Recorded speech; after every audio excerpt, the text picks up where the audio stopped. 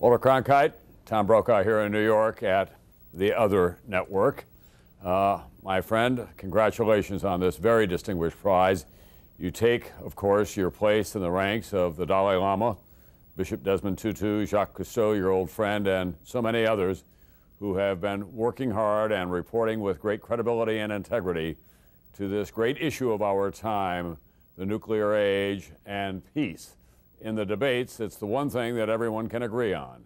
The greatest fear that we have in this world is that a nuclear weapon will get in the wrong hands. It goes without saying, of course, that all of us of my generation think of you, Walter, as the godfather of us all. And it's possible for us to do the job in the manner in which we do it today because of the way that you blaze the trail.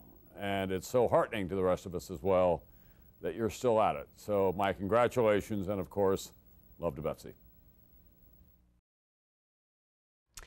So I'll never forget when I first got to CBS News. I had just come from the White House where there was a red phone, and when it rang, it meant that something important was going to happen, and everyone would go, oh, the red phone is ringing, and I got to CBS News, and all of a sudden there was a green phone, and the green phone rang, and everybody went, Walter's calling, it's Walter.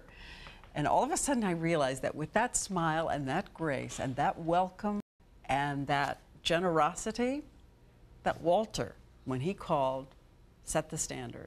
And it was always a standard of integrity and of accuracy and of truth.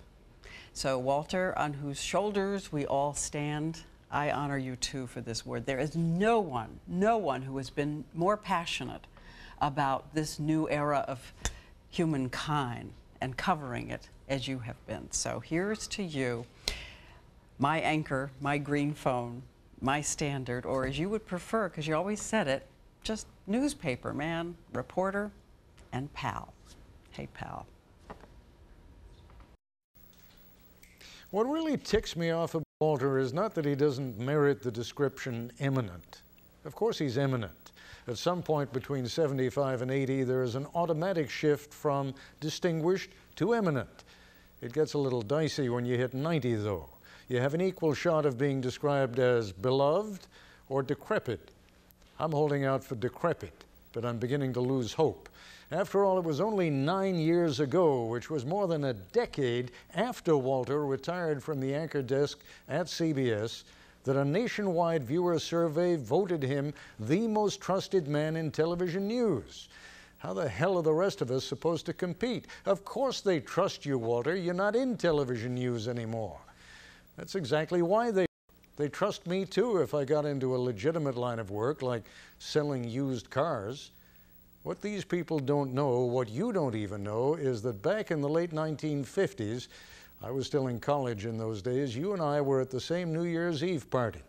Someone pointed you out to me. Look, he said, see the guy on the table with the lampshade on his head?